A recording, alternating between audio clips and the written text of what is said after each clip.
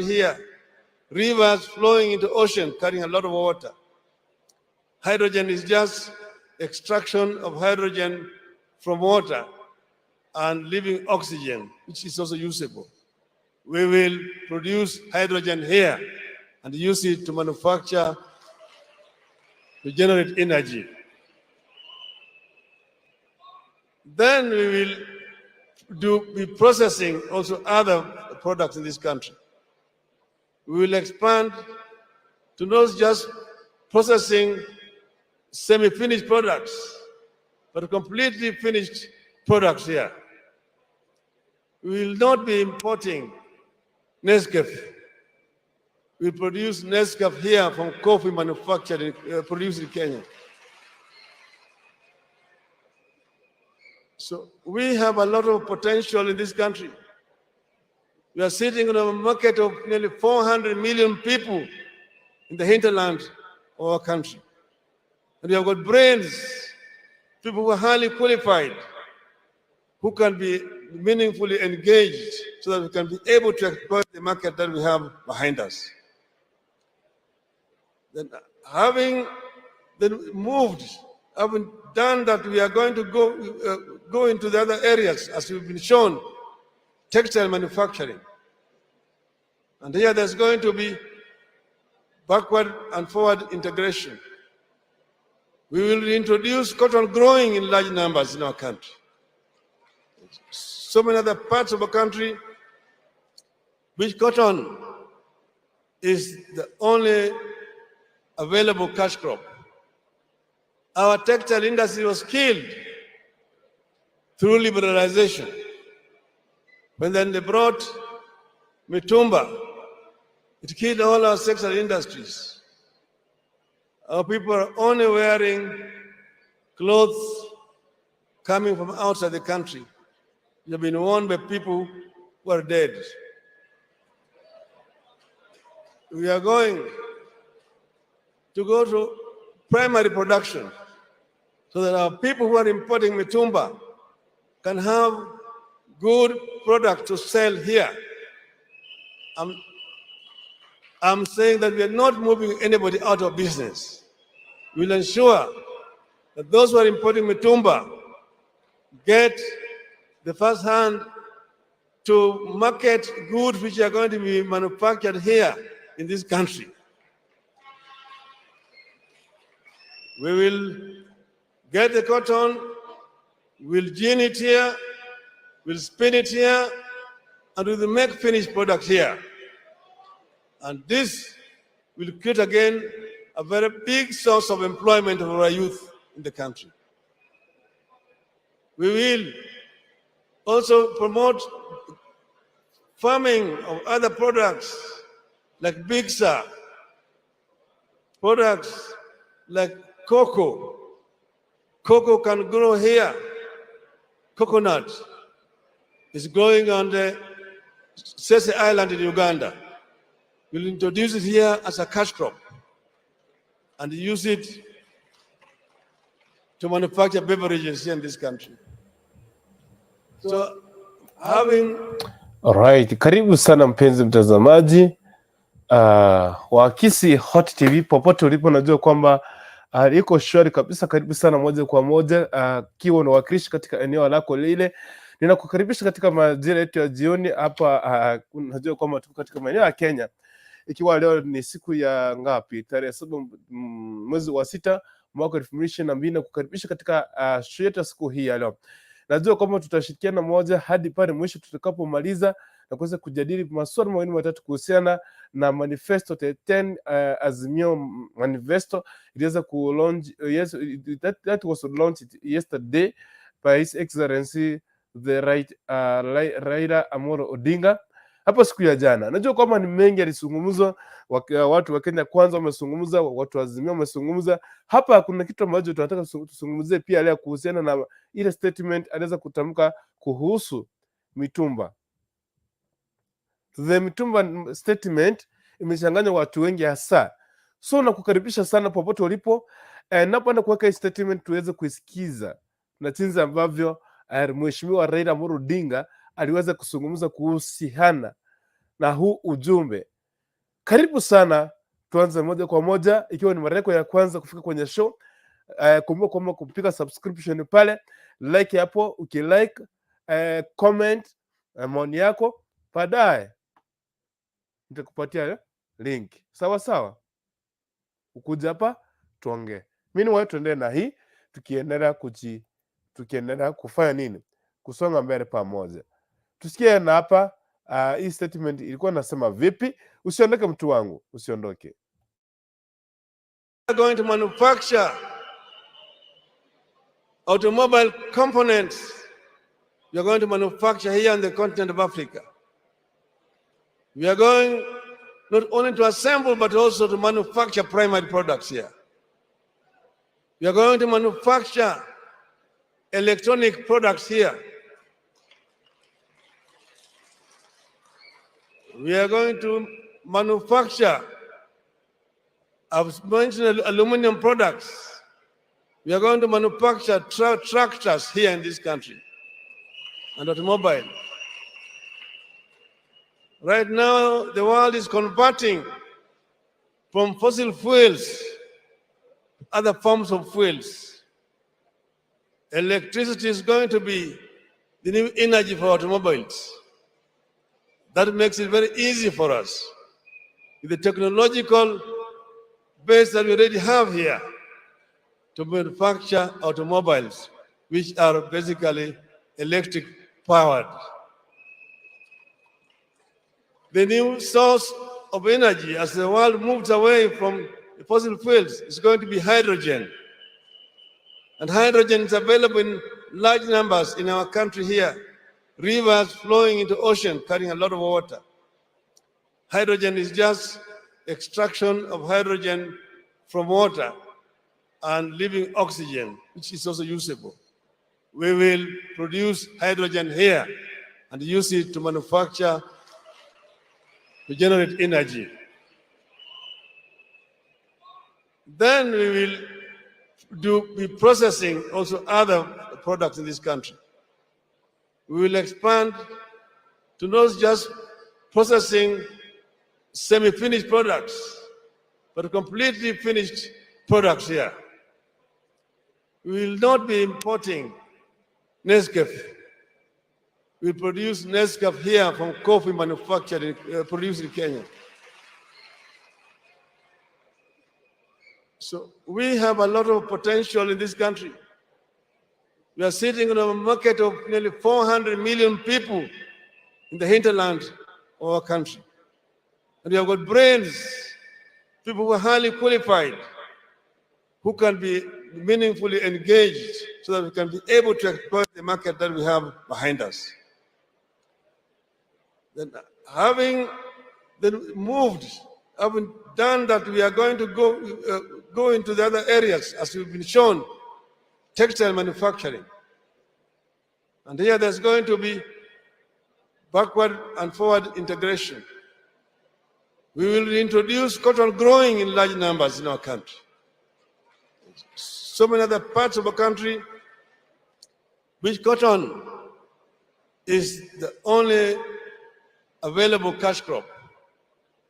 Our textile industry was killed through liberalization.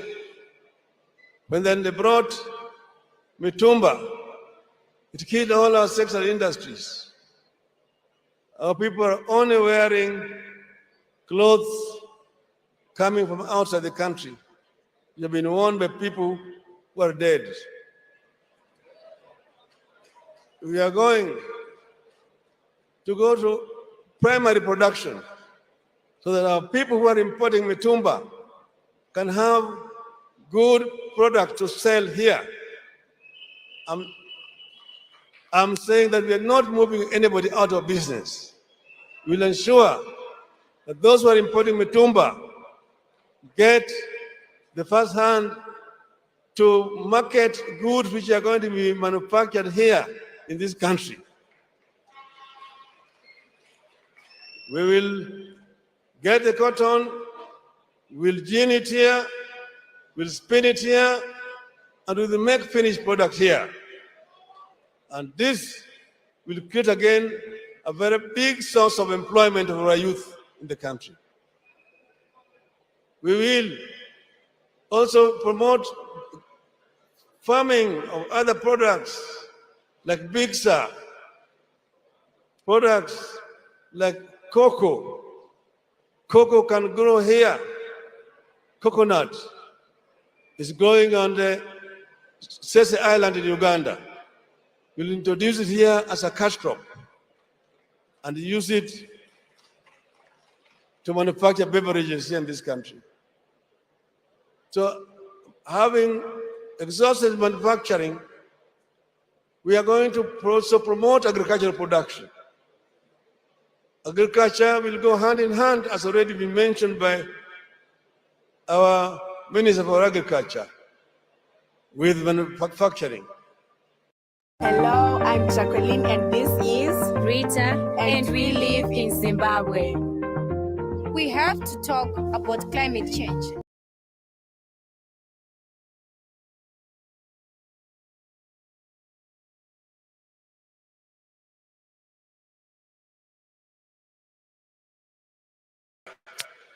So that our farmers can be able to get value for their efforts. We will subsidize our agriculture by providing farm inputs, providing seeds, providing fertilizers and chemicals at subsidized price.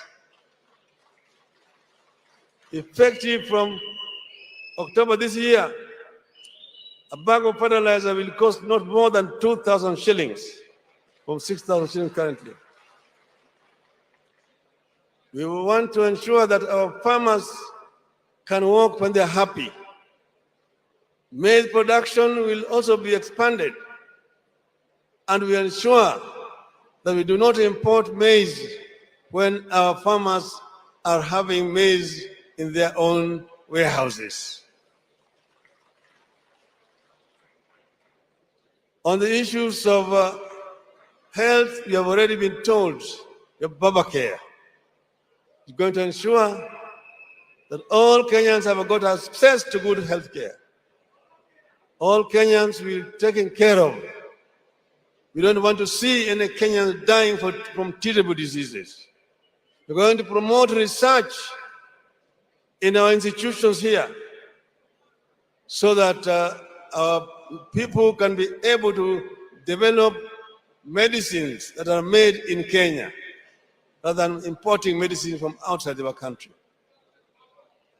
In terms of education, I've said that education is going to be free.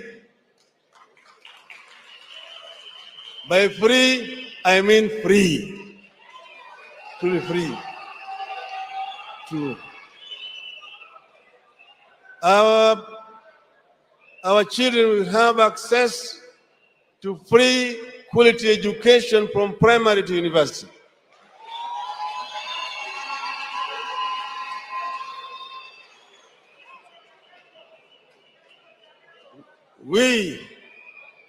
It is doable because we are going to restructure our economy.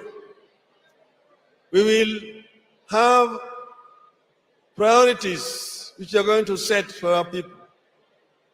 I've also mentioned we are going to employ all the teachers who are trained and are actually staying idle at home immediately so that we can be able to improve quality of education in our schools.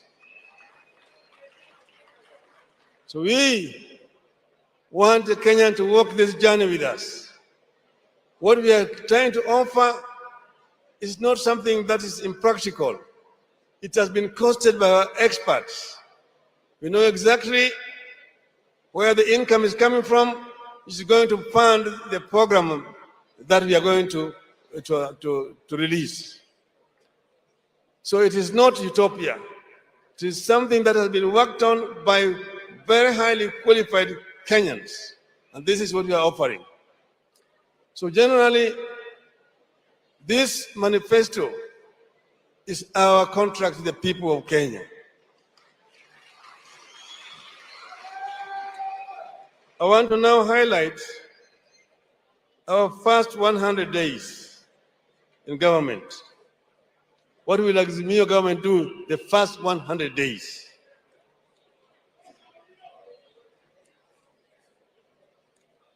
Number one, in the field of economic stimulus, because we are in the post-COVID era, we'll roll out an economic stimulus and recovery program. Two, in agriculture, we'll review all the policies, laws, standards, and norms to guide the sector.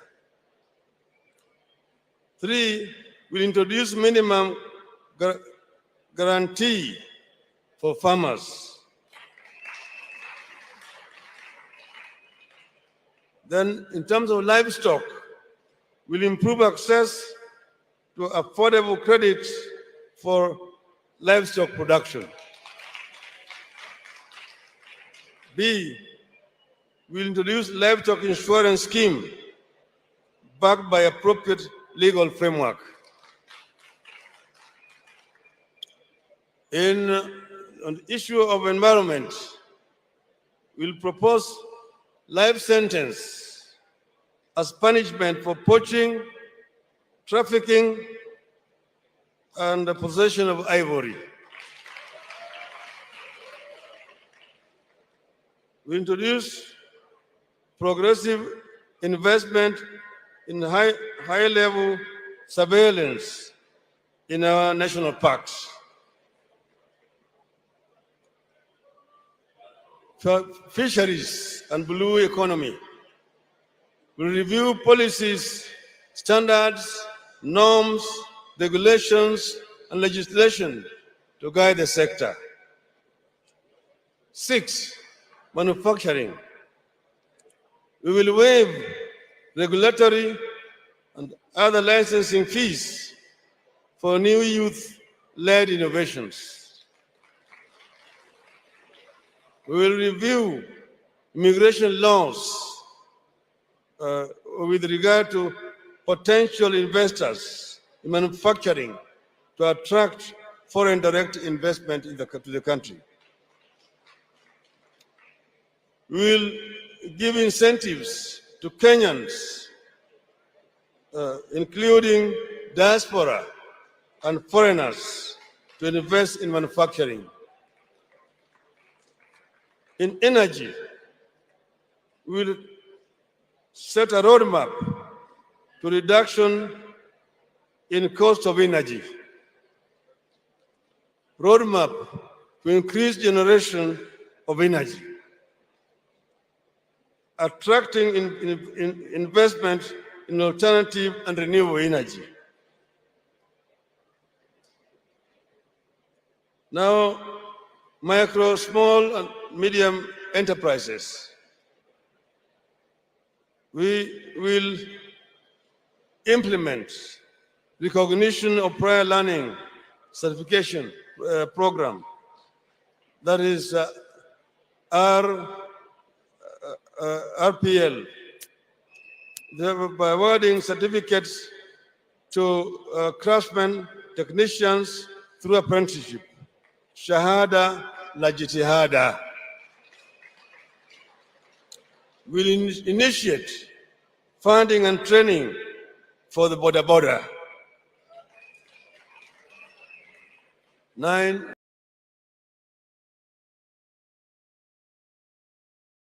Okay. Okay, thank you very much. Karibu sana mpenzi mtazamaji. Samahani, naona hapa ni kama something is behaving. Ikiwa technician akiendelea kushughulikia kamera yangu vizuri, tuingie kwenye mada ya siku hii ya leo. Wacha tuweze kuendelea kusikia yale ambayo mheshimiwa rais mtarajiwa anazungumza. That connects the youth to digital economy, the global networks. Debt management and public expenditure.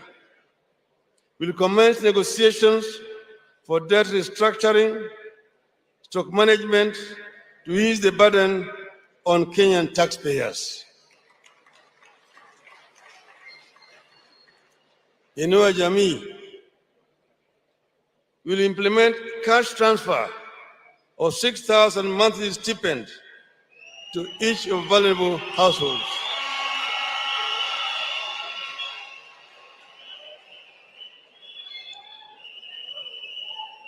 B, we will commence assistance to single mothers.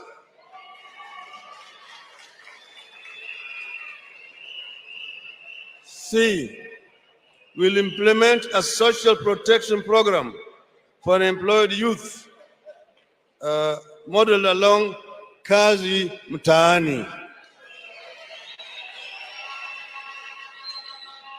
2, we will review the cost of living with special focus on fuel, unga, mobile data, and energy.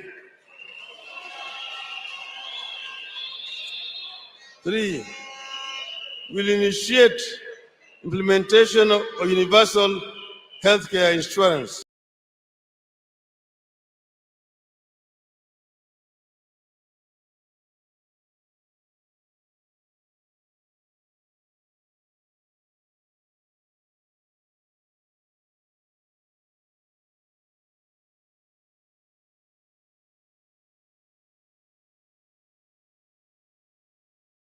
Every police station trained and equipped to handle police-youth relations, and also to restore relationship with all the citizens.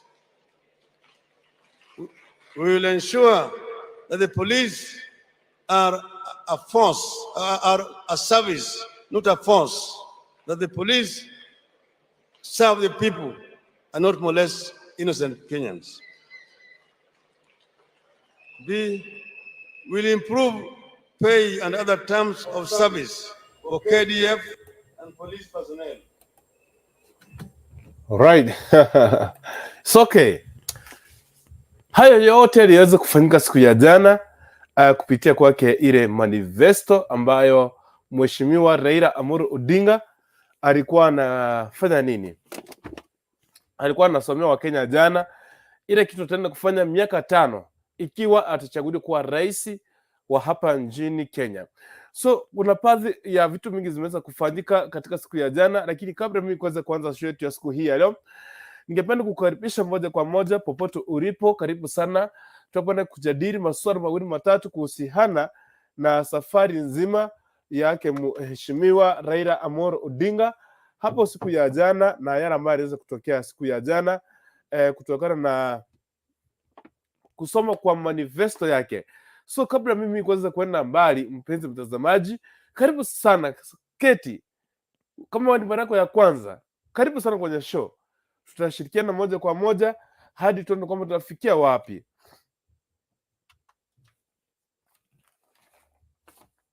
Anyway, yesterday samahani, niko na kahoma kidogo, tutakuwa tujaribu sana kuvumiliana. Yesterday nikiwa ni siku ambayo Raila Amolo Odinga na naibu wake ambaye atakuwa ni, ikiwezekana atakuwa ni naibu wa rais, ikiwa ni mwanamke wa kwanza kuwa naibu wa rais hapa nchini Kenya kwenye vitabu za historia, Mheshimiwa Martha Karua pamoja na vibaraka wengine walikuwa pale katika Nyayo Stadium.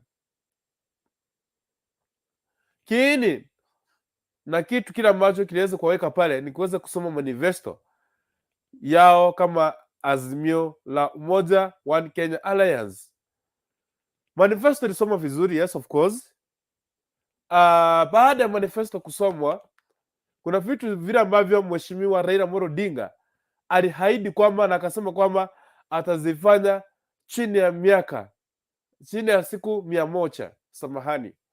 Na vitu zingine zitafanyika kwa miaka 5. Manifesto yake kumaanisha kwamba kila kitu ambacho alikuwa amesema pale angekuwa angalau angeweza kufanya nini, amekifanya ama ameguzia kule. Lakini nataka nikukaribisha kwenye show ya siku hii ya leo. Tutakuwa tunazungumzia masuala mawili matatu, hasa kile kitu ambacho kimeguza wa Kenya na watu wengi, wale watu wengine upande mwingine ambao wanapingana pamoja na Raila Amolo Odinga, wanapingana naye kupitia kwa swala nzima la mitumba. So there is a way that statement of mitumba iliwekwa jana. Okay? So mitumba kuna vile mheshimiwa Raila Amolo Odinga yeye alikuwa anamaanisha, lakini there's a way pia imebadilishwa na kugeuzwa, tunaijadili na ambao Wakenya wanaye kujadili kuhusiana na swala nzima la mitumba. Sijui kama wewe kama Mkenya wewe unaweza kuchukulia vipi hili swala la mitumba au mtumba kulingana na statement yake mheshimiwa Raila Amolo Odinga. Okay? Sijui kwamba wewe ulichukulia vipi hili swala. Anyway, pia tunazungumzia yale the 10 manifesto yake Azimio la Umoja One Kenya Alliance. Hii manifesto yao, how do you see it? Wengine wamesema kwamba hii ni kitu ilikuwa inatumiwa 1960s, 63 or whatever. So si kitu ambacho inafaa kutumiwa sasa hivi. Anyway, ndio sifiri kuzungumza sana kwa sababu ya homa. Sio kwamba ninapanda kidogo tu, lakini kwa sababu ya sisi kuweza kuwa hapa na inabidi tuweze ama tuzidi kuwa hapa ndani ya nyumba kama kawaida.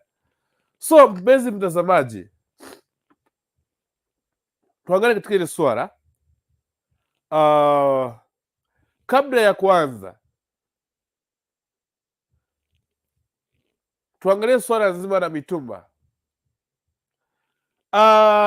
Mheshimiwa Raila Amolo Odinga jana wakati alikuzungumzia kwamba textile industries, when you deal with textile industries, it can help you to employ around 6 people. So Raila Amolo Odinga kusema kwamba kutupilia mitumba mbali, hayo ndio kulingana na mimi. Na wewe kulingana na wewe, hiyo link nimeweka hapo chini ya comment section. Itakufikisha hapa ndani and then uweze kutuambia maoni yako ni yapi. Lakini kulingana na mimi, kuhusiana na textile industries, kuna vitu ambavyo mheshimiwa Raila Amolo Odinga alikuwa anataka kufanya hapa nchini Kenya. Samahani kwa kupoteza picha, inashughulikiwa na director wangu, itakuwa inarudi kwa muda usio kwa mrefu. So when we talk about textile industries, Raila Odinga alikuwa anamaanisha kwamba in state badala ya kuimport ama kuleta mitumba kutoka nje ya nchi, mitumba ambayo alisema kwamba ni nguo ambazo watu walikuwa wakivaa. Samahani, pole. Huenda ikawa ako na utafiti na ukweli kidogo, kwa sababu zile nguo za mitumba kumaanisha kwamba kuna baadhi ni nguo ambazo zinafarimu na watu ambao wamekufa. Kwa mfano, mtu ako na nguo mingi na miaka, labda zinaweza kusanywa ziko pamoja na tunaruhusiwa. So yeye akaona kwamba to improve textile industries here in Kenya so that we can produce our own, so that we can have our own. And some of was, I will not terminate, I will not, siwezi simamisha biashara yeyote. Huyo mtu ambaye anauza mitumba atapata ataendelea kuuza nguo zake, lakini hatauza mitumba ya kutoka nje, atauza za kutengenezwa na hapa nchini Kenya, so that to promote textile industry. In that way, to promote the economy of the country, that's the way tunaweza grow as the country can grow in terms of economy. I mean like this, instead of somebody to order mtumba 100 bags from for example from UK, huyu jamaa anaweza tembea pale Mombasa ama Kisii, achukue nguo ambazo zimetengenezwa na wale tailors ama tailoring wa hapa nchini Kenya. Kwa sababu gani? Tumekuja na TVET institutions, watu wamesoma jinsi ya kutengeneza nguo, kutengeneza vitu. So by doing that, tutengeneza hapa, tukitengeneza hapa, ukinunua hapa utapromote nchi yako. I mean, promoting the textile industry, it was to employ, number one, a farmer. For example, Mheshimiwa Raila Ondinga alizungumzia kuhusu cotton farming. If we can revive cotton farming in some parts of the country, tuguzie watu wale farmers wanime cotton, tukuwe na wanunuzi wa cotton, tukuwe na users za cotton. So kuanzia pale the farmer, Raila Ondinga, he wants to promote a farmer who mwenye anafanya nini? Anapanda cotton. So if I'm a farmer, I'm farming cotton, hapa nikipanda cotton, itakuwa baadaye na mahali pa kwenda. Pale mahali pa kwenda, tutatengeneza nguo zetu hapa tu nchini Kenya. So that huyu mwenye anauza mitumba, badala ya yeye kutoka nje ya nchi na kununua, ananunua hii. Akinunua hii nguo, mimi nikinunua hii, pesa inatoka hapa hadi inarudi pale chini kwake, kwa how do you call it, a farmer. Okay, narudi kwa muda usiokuwa mrefu. Usiondoke mtu wangu, nipo, usiondoke, tuko hapa, usiondoke. Lazima nataka tuzungumzie hili swala. Okay, all right. Not only to assemble but also to manufacture products here. We are going to manufacture electronic products here. We are going to manufacture, I've mentioned aluminum products. We are going to manufacture tractors here in this country and automobile. Right now, the world is converting from fossil fuels to other forms of fuels. Electricity is going to be the new energy for automobiles. That makes it very easy for us, with the technological base that we already have here, to manufacture automobiles, which are basically electric powered. The new source of energy as the world moves away from the fossil fuels is going to be hydrogen. And hydrogen is available in large numbers in our country here. Rivers flowing into ocean carrying a lot of water. Hydrogen is just extraction of hydrogen from water and leaving oxygen, which is also usable.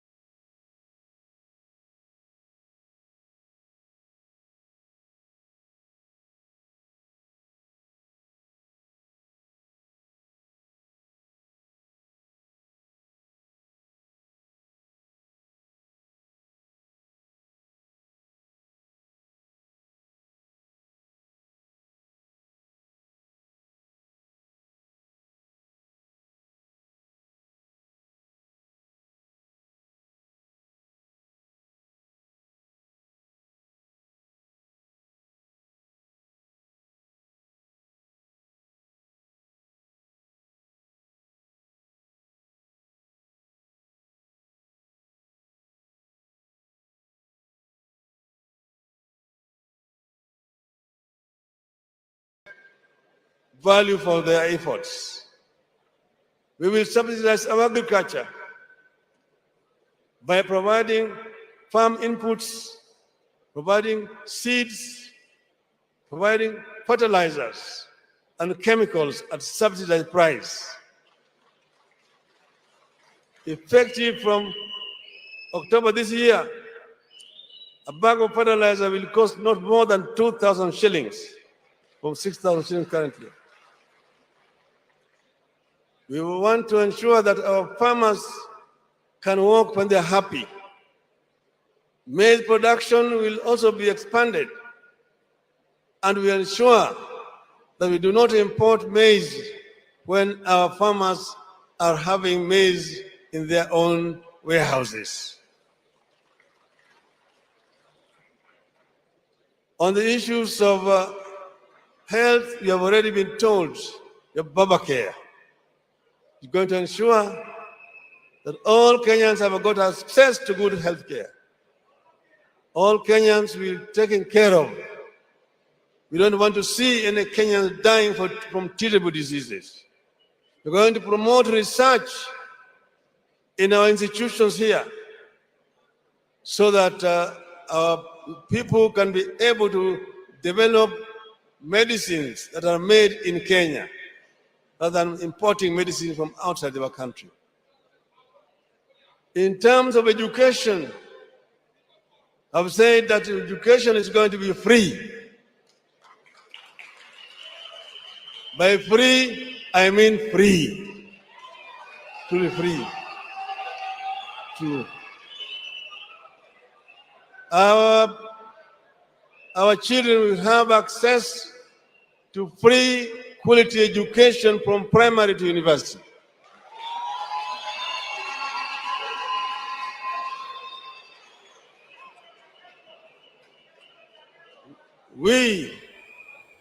It is doable because we are going All right. to restructure our economy. It's okay. I'm here back. Nimerudi. Nimerudi tena. Karibu sana. Let's continue. Yes, I was saying, mkubwa Obure nakuona pale, Mr. Overnight nakuona karibu sana, niko ndani my post. Thank you very much mkubwa Obure.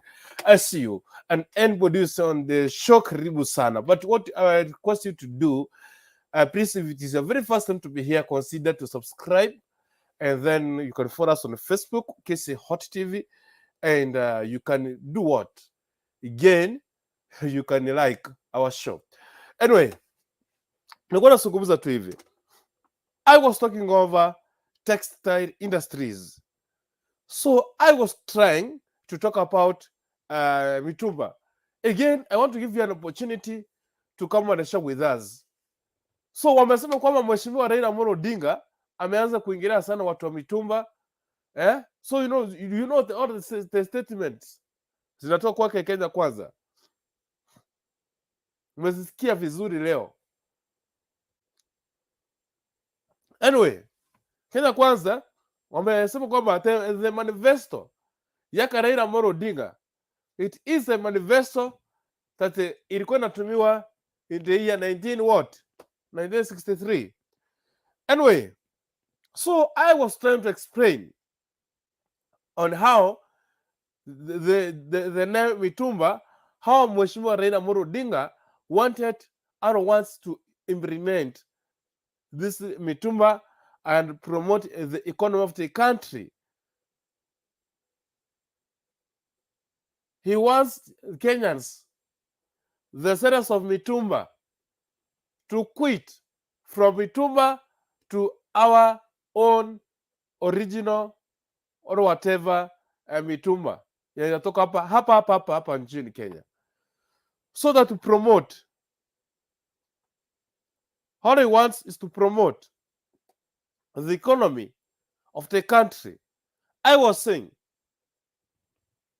Mheshimiwa Raila Amolo Odinga, the way he wants to promote textile industries, he wants to employ a farmer who plants the cotton. So nilikuwa nazungumzia hapo, naona kama network ikapotea kidogo, lakini nimerudi, nimerejea. Sijui kama unanipata, wasikia kama sauti ipo.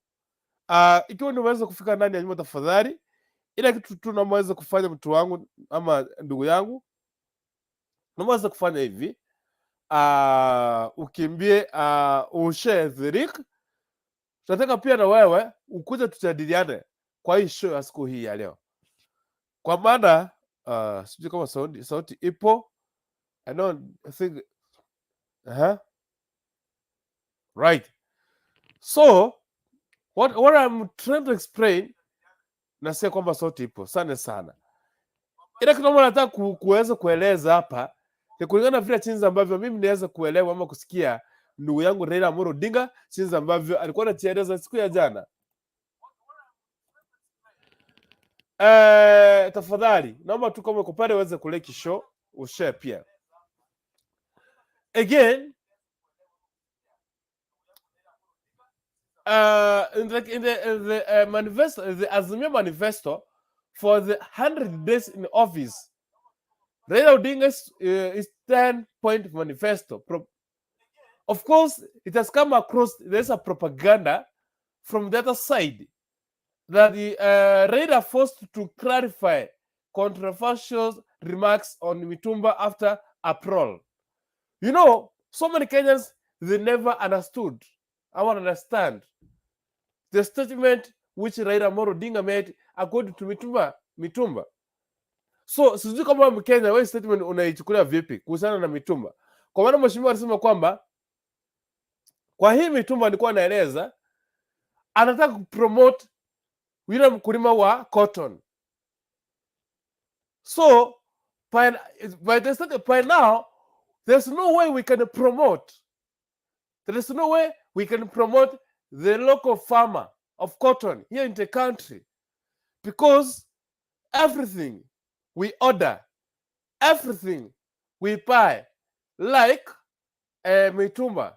Of course, he said Mtumba, hizi ni nguo ambazo zinavaliwa na wale watu ambao wamekufa. Of course, ni nguo ambazo zinavaliwa na watu ambao wamekufa. It's okay. And how? Zikiwa zinavaliwa na watu ambao wamekufa, and also now anaona kwamba for us to have our own is to promote our own. Hello? Mheshimiwa Raila Amolo Odinga kusema kwamba Mtumba ni nguo ambazo zilikuwa zinavaliwa na watu ambao wamekufa ama wameaga. Ile kitu ambacho anamaanisha is to promote, is to have our own and promote our own. Promote our own and have our own. Yes, for example, we have cotton, it is our own. If we promote this cotton of our own, and then we should have our own Mtumba yenye hizi toka kwingine. So by doing that, we have promoted the local farmer. Okay? Again, from that statement, transporter, someone who transports that cotton from the farm to the industry. Transporter. So there's a creation of employment. We have created employment.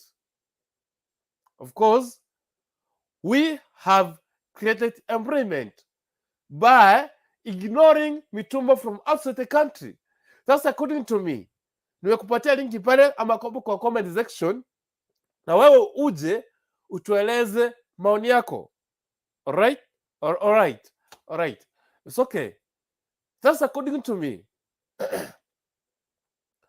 So, that farmer, we have created employment for the farmer mwenye analima cotton. The cotton, the transporter, someone who is transporting the cotton from the farm to the industry. That person amekuwa promoted, the creation of employment. And that's why Mheshimiwa Raila Amolo Odinga alisema kwamba So atabadilisha kutoka kwa mitumba turudi hapo kwetu. For example, if you see, by the time we had corona here in the country, all in the world, it was all over the world.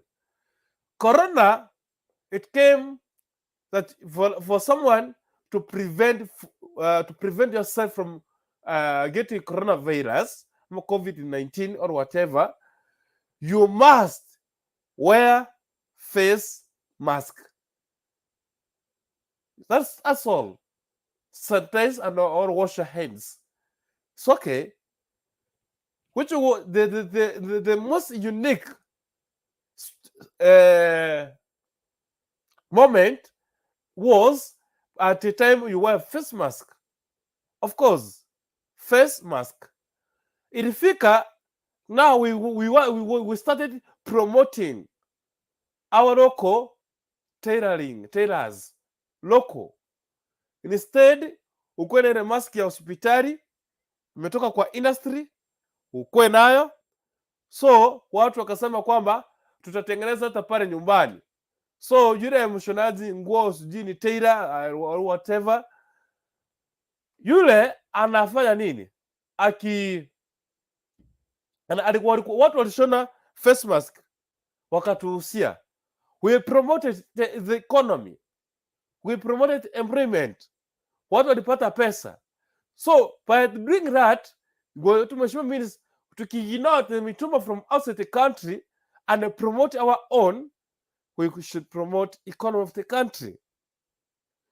So we have said we should promote the farmer of the cotton, transporter who transports cotton from the farm to the industry. Yes. Cotton to factories. Again, textile industries, exports, shops, and pandas. Imagine. So the elimination of mitumba, of which Mheshimiwa stated it is ni nguo ambazo zimevaliwa na watu ambao walikufa.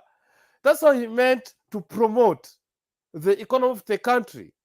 If we so akusema kwamba hao watu wanauza mitumba ni wabaya, na simtetei. That's according, we want to analyze. We are analyzing the 10 Azimio points manifesto ambayo itakuja kurun as from 9th of August 2022 until August hiyo 2027 or whatever. So according to my statement, that's how I understood, according to mitumba. Yani kutoa mitumba, wale watu wanauza mitumba badala wafanye promote ile nchi nyingine economy. Mtu wanatengeneza kwao. Watu wamepiga hesabu. Mtu alikuwa na nguo, kwa mfano, mtu alikuwa na nguo mingi kwa hiyo familia, ameaga na nguo zake zimepaki, wale wenzake watavaa, zinaosha vizuri, zinarudi, zinauzwa, tunauziwa hapa, tunanunua, tuna promote that country, the economy of that country. That's what he wants to promote, and to eliminate from promoting the other country and promote your own country. That's what nilikwambia, for us to have our own, we must promote our own. For us to have our own, we must promote our own. Yes, we must promote our cotton so that we can have our own mitumbas to sell, to import, and or whatever. To promote the local farmer, the sale of mitumba, transporter, so many things. So by ignoring that mitumba,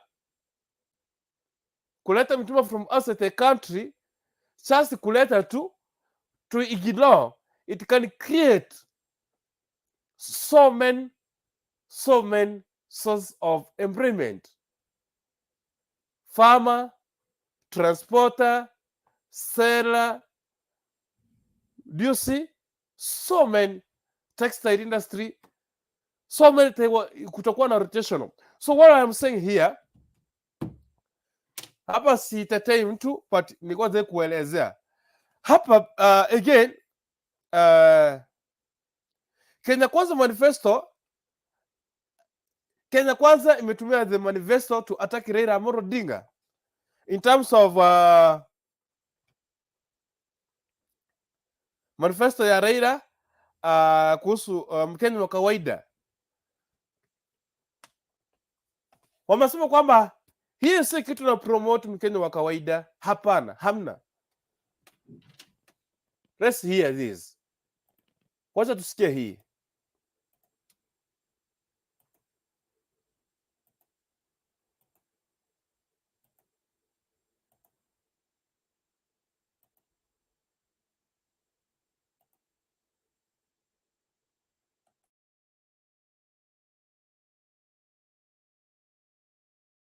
Have priorities which you are going to set for our people. I've also mentioned we are going to employ all the teachers who are trained and are actually staying idle at home immediately so that we can be able to improve quality of education in our schools. So we want the Kenyan to walk this journey with us. What we are trying to offer is not something that is impractical. It has been costed by our experts. We know exactly where the income is coming from, is going to fund the program that we are going to release. So it is not utopia. It is something that has been worked on by very highly qualified Kenyans. And this is what we are offering. So generally, this manifesto is our contract to the people of Kenya. I want to now highlight our first 100 days in government. What will Azimio government do the first 100 days?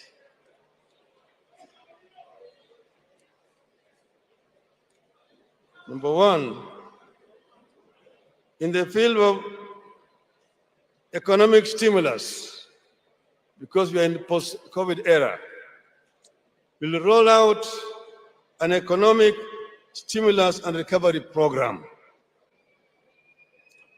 Two, in agriculture, we'll review all the policies, laws, standards, and norms to guide the sector. Three, we'll introduce minimum guarantee for farmers. Then, in terms of livestock, we'll improve access to affordable credit for livestock production. B, we'll introduce livestock insurance scheme backed by appropriate legal framework. On the issue of environment, we'll propose life sentence as punishment for poaching, trafficking, and the possession of ivory. We introduce progressive investment in high-level surveillance in our national parks. For fisheries and blue economy, we review policies, standards, norms, regulations, and legislation to guide the sector. 6, manufacturing. We will waive regulatory and other licensing fees for new youth-led innovations. We will review immigration laws with regard to potential investors in manufacturing to attract foreign direct investment to the country. We will give incentives to Kenyans, including diaspora and foreigners, to invest in manufacturing. In energy, we will set a roadmap to reduction in cost of energy, roadmap to increase generation of energy, attracting investment in alternative and renewable energy. Now, micro, small, and medium enterprises. We will implement recognition of prior learning certification program, that is RPL, by awarding certificates to craftsmen, technicians through apprenticeship. Shahada la jitihada. We'll initiate funding and training for the border.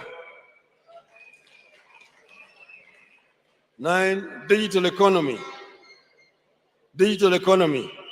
We'll expand programs that connect the youth to digital economy, the global networks. Debt management and public expenditure. We'll commence negotiations for debt restructuring, stock management, to ease the burden on Kenyan taxpayers. Inua Jamii will implement cash transfer of 6,000 monthly stipend to each of vulnerable households.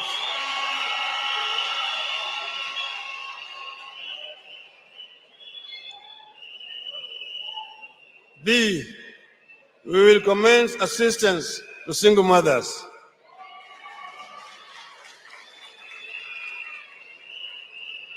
C, we will implement a social protection program for unemployed youth, modeled along Kazi Mtaani. 2, we will review the cost of living with special focus on fuel, unga, mobile data, and energy. 3, we'll initiate implementation of universal healthcare insurance, Baba Care. 12, education. We'll ensure all unemployed trained teachers are absorbed. 13, security. We'll assign at least 6 police officers in every police station, trained and equipped to handle police-youth relations, and also to restore relationship with all the citizens. We will ensure that the police are a force, are a service, not a force, that the police serve the people and not molest innocent Kenyans. B, will improve pay and other terms of service for KDF and police personnel. Good governance. Will declare corruption a threat to national security and establish a specialized department in the security agencies for corruption surveillance. This we shall do within our first 100 days in office. You might be asking yourself, can you actually create high-quality live streams for free? Well, with StreamYard,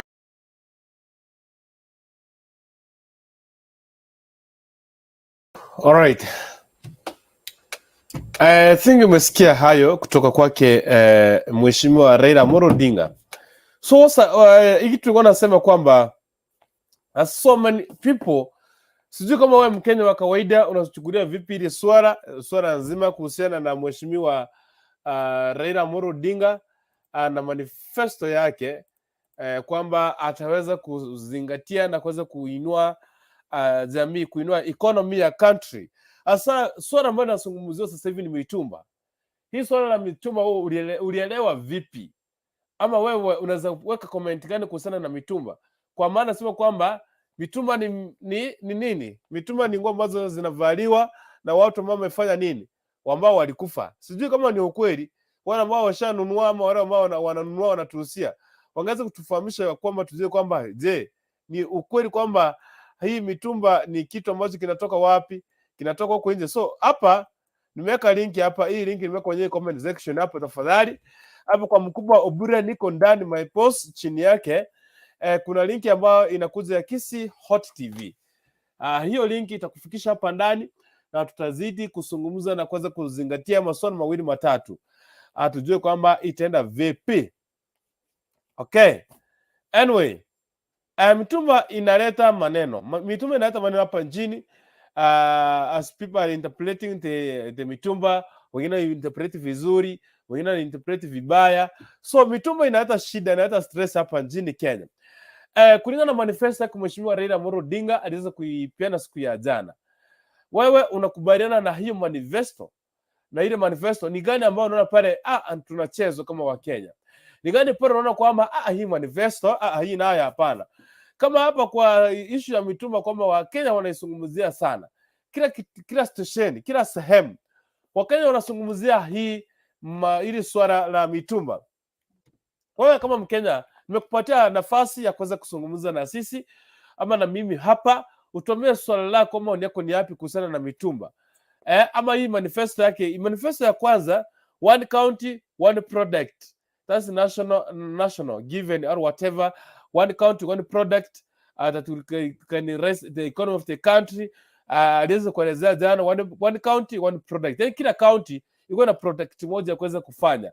If you have one project, if you have one product, for example, Kisii County has the soapstone, which is haiko kwa nchi nyingine tena.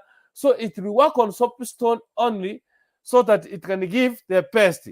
Okay? Ukiona kama ni Kericho inafanya mambo na sugar, ama inafanya mambo na gani? Inafanya mambo na tea. Ukienda Transmara inafanya mambo na kitu gani? Transmara inafanya na sugar. Ukienda pale, yani kila kitu. Do you see? So that's how Mheshimiwa Raila Amolo Odinga alikuwa sema one county, one product. Okay? Again, kazi kwa wote. Kazi kwa wote, Mheshimiwa sema kwamba kazi kwa wote, he plans to have manufacturing as the driver of the government's economy resolution to the Kenyans. So kazi kwa wote, yani kila mtu akuwe na kazi. For example, if you come up with the textile industry, the way I stated earlier, I explained about cotton farming. A farmer who plants cotton, he can plant cotton. That's one way of creating employment for the farmers. Number two, we will have we will create employment for the driver who would transport the cotton from the farm to the industry. We will have employment for in the industry. Those ones who would work in the industry. So we will have those people. So there is a chain of employment as from the farmer to the consumer.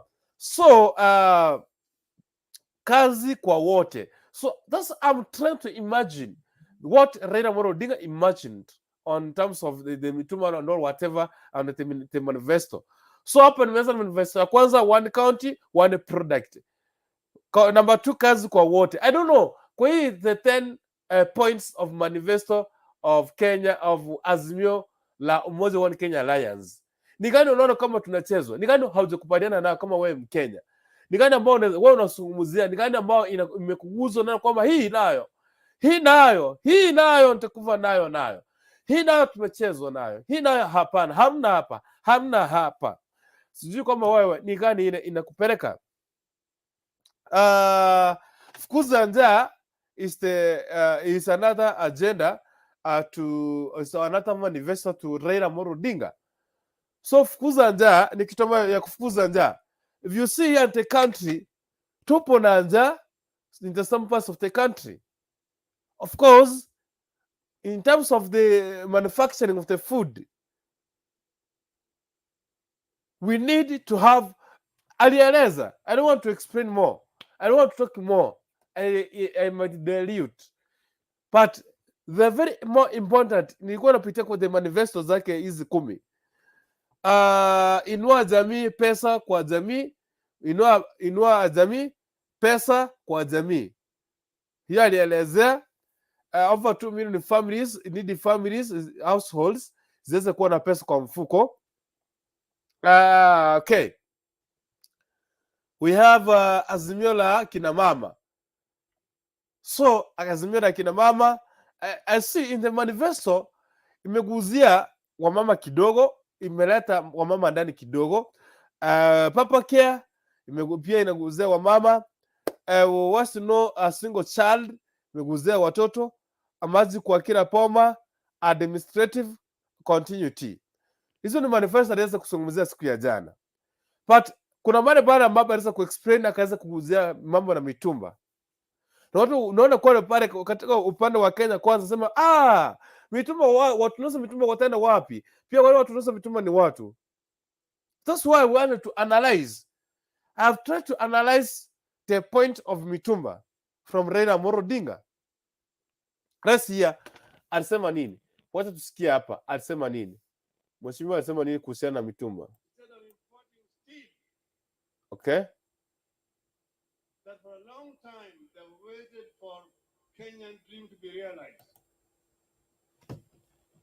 Proper industrialization. Okay. Kuanzia hapo, let's hear. Watu sikia hapo Mheshimiwa Raila Odinga. Kama unataka kupeana maoni yako tafadhali nipatie kwenye comment section ama pia karibu kwenye show. Kuna link nimeweka hapo kwa comment.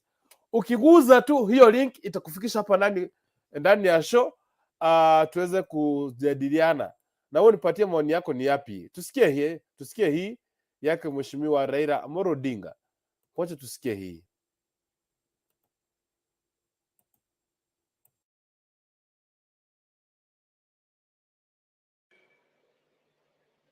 This country is very strategically situated on the eastern coast of Africa, on Indian Ocean seabed. It is therefore right to say that it can become a manufacturing hub for the region, Eastern Africa and Central Africa.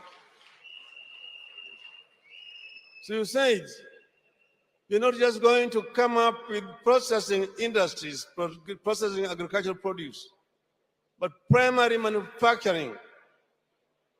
Instead of importing steel, which we need in great amounts, as we're sitting under this dome here, all the frames here are steel frames. All the high-rise buildings that we have here are all supported by steel. The superhighway just behind us here, running from Mlolongo to Ayakiwe, it's all on steel, and most of it is imported into the country. We are going to make steel from iron ore, part of which we have in this country.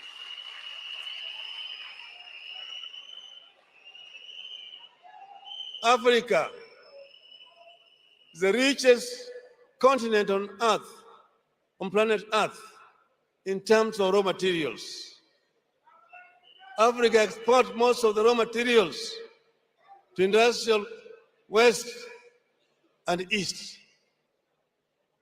They import copper ore from DRC and process it and bring back copper products, copper sheets, copper wires and cables for our own use in our continent.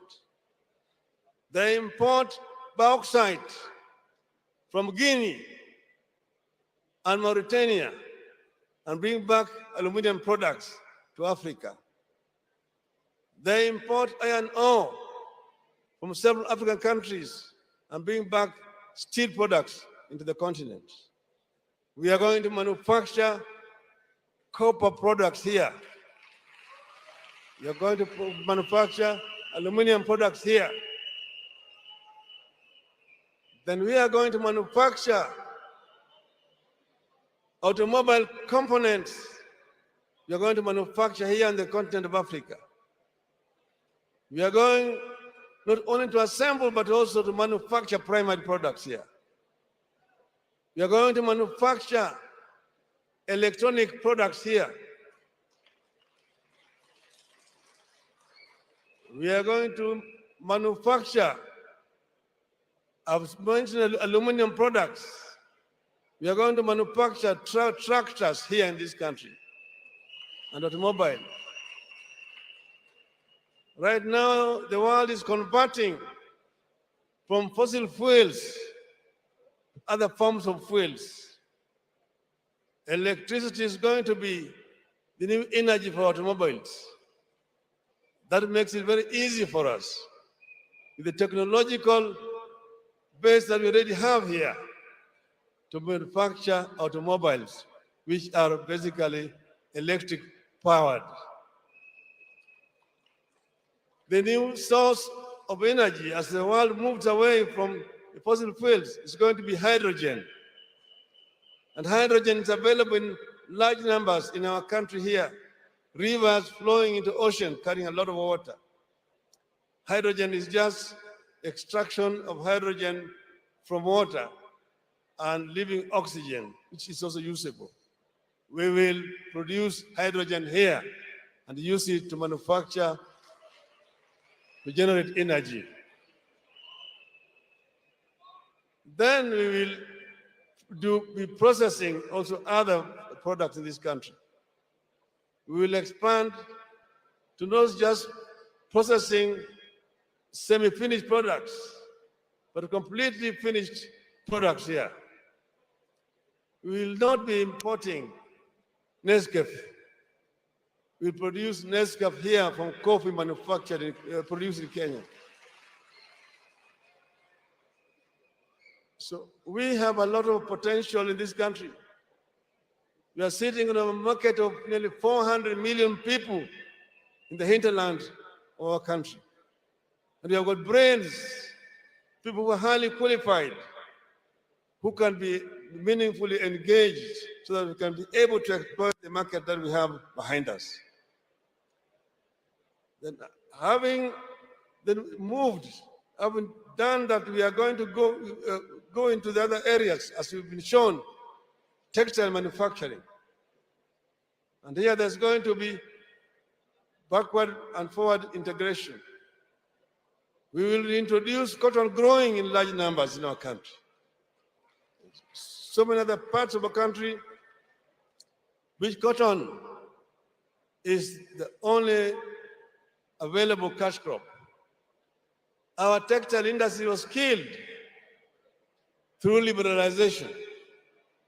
When then they brought Mtumba, it killed all our textile industries. Our people are only wearing clothes coming from outside the country. They have been worn by people who are dead. We are going to go to primary production so that our people who are importing Mtumba can have good product to sell here.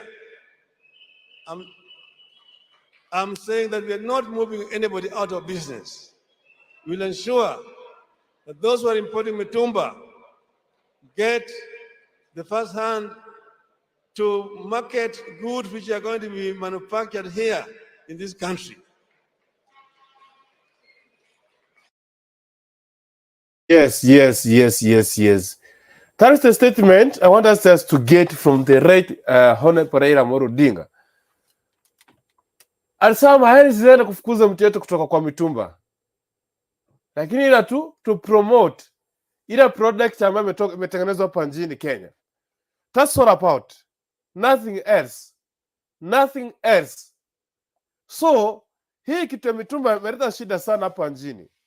Watu wamezungumzia, watu wamenena, watu wamesema kwamba ako na madharau kwa watu wanaouza mitumba. Hata mama anauza mitumba tena wapi? Anasema haizi enda kufunga biashara ya mitumba. But it's now to convert what we have to be in that mitumba to promote ours. So I said, for us to have ours, we must promote ours. For us to have ours, and then we must promote ours. Lazima tufanye nini? Tujenge yetu. That's why we want to promote anti-textile. By doing that, we want to create so many employment opportunities to so many people, to so many Kenyans. So meaning poverty, whatever, kuwa maskini, it want to be slowed down in some percentage. I don't know maoni yako ni yapi kabla nimalize show mtazamaji. Ninakukaribisha sana kwenye show. Niko na dakika kama 3 hapo kwenye comment section, ukiangalia kuna link iko hapo kwa live chat. Ukienda kwa live chat kuna link nimeweka pale, Kisi Hot TV. On the live chat there is a link there of Kisi Hot TV. If you click on that link, it will let you inside the show. I will see you here on the screen. I'll add you to the show. Give us your points. Give us your tell us, what do you think according to the statement of Mtumba? Again, you can comment, you can what? You can participate on the comment section and hear and see what's your concern. So guys, tushirikiane hapa tupige show. Hizi dakika 3 zimepaki. Tuweze kujadiliana, tuweze kujua kama tunafika hadi mwisho. Dakika 30 baada ya saa 5 Afrika Mashariki. Nashukuru sana kwa wana mama mmeweza kutazama. Tumekaa pamoja, tumejadiliana. Mwenyezi Mungu awazidi kuwalinda kuweza kuonyesha njia kwa kila wakati. Kampeni zimeanza. Tijunge. Uliangalia pale katika kaunti ya Nyamira jinsi ambavyo ile jamaa alipita. Gari lilipita na watu kwa wapi? Kwa convoy, kwa msimamo kando ya convoy. Be careful. Mzimu ni wa campaigns. Be very careful. Kampeni zipo zinaendelea. Penda ndugu yako, penda jirani yako. Huu mzimu wa siasa, hivyo unajua ninaendelea kuongea hivyo. Kama kuna mtu anaingia kwa show kupatiana maoni, nitakuwa namaliza show tukienda kulala ama kupumzika. So hizi dakika kidogo ambazo nimepatiana, link iko pale kwenye live chat, ikuleta hapa ndani. Nategea watu hivi kwa dakika kama 2 hivi, nategea watu 2 3 wengine wapatiane maoni. Kama hawapo, tutamaliza show tuende kupumzika. Yes. So I was saying, huu ni mzimu wa siasa. Jijunge sana. Junga ndugu yako. Kura ni siku moja. Ndugu yako atazidi kukaa ndugu yako. Dada yako atazidi kukaa dada yako. Familia yako itazidi kukaa familia yako hata baada ya uchaguzi. So tutie amani na upendo, tusiweka chuki, vita, vitina, tupendane tu na tutazidi kuishi pamoja. So kwa hizi dakika ambazo nimepatana kidogo, nilikuwa nategea watu wakuje kwa show. Hata kwa comment sio kama watu wana comment. I don't see people commenting, but the very very important thing ni ile kwamba tumezungumza mawili matatu. Siasa zitaisha. Now from here nakupatia hii yake Raila Amolo Odinga iendelee kidogo. Kama kuna mtu anakuja kwa screen, nitamaliza show wakati ukifika. We will get the cotton, we'll gin it here, we'll spin it here, and we will make finished product here. And this will create again a very big source of employment for our youth in the country. We will also promote farming of other products like Bigsa, products like cocoa. Cocoa can grow here. Coconut is growing on the Sese Island in Uganda. We'll introduce it here as a cash crop and use it to manufacture beverages here in this country. So having exhausted manufacturing, we are going to also promote agricultural production. Agriculture will go hand in hand, as already been mentioned by our Minister for Agriculture, with manufacturing. We will promote agriculture in large scale, and we'll also introduce smart agriculture so that our farmers can be able to get value for their efforts. We will subsidize our agriculture by providing farm inputs. So guys, thank you for watching. Nadhani tumechambua kidogo kuhusiana na the manifesto yake the Azimio One Kenya Alliance. Hakika tulishaona the 10 points of Azimio la Umoja, which is the manifesto wataenda kufanyia wa Kenya kama watachaguliwa kama viongozi hapa nchini Kenya. Kwa sasa nashukuru sana, Mwenyezi Mungu azidi kukaa pamoja na nyinyi. Tupate tena leo usiku kuanzia mida ya saa 3 hadi wakati kama majira kama haya. Mwenyezi Mungu azidi kukaa pamoja na nyinyi kwa kila siku na kila wakati. Majina yangu ni Dennis Kokurikuntu, ukiniita ndaitika. Kama wewe ni mgeni hapa Kisi Hot TV, subscribe, share and comment. Kwa sasa siniende tu tupatane majira kuanzia saa 3 kwa sababu nilikuwa nataka watu ambao tutajadili sisi wote, sijaona watu wakikuja kwenye show. Kumaanisha kwamba acha tu nimalize, tupatane leo jioni kwenye mada ambayo tutapata, Mwenyezi Mungu atatuongoza. So guys, thank you for coming, thank you for watching. You can share, you can like, you can comment. If you are new, you can subscribe. Meanwhile, for now, bye-bye. I see you on the next show, which is tomorrow as from 9 p.m. till late hours. And may the grace of our Lord Jesus Christ and the love of God and the fellowship of the Holy Spirit be with us now and forevermore. Amen and amen. Shalom, shalom. Goodbye, goodbye, goodbye, goodbye. See you. Tuonane mapadai.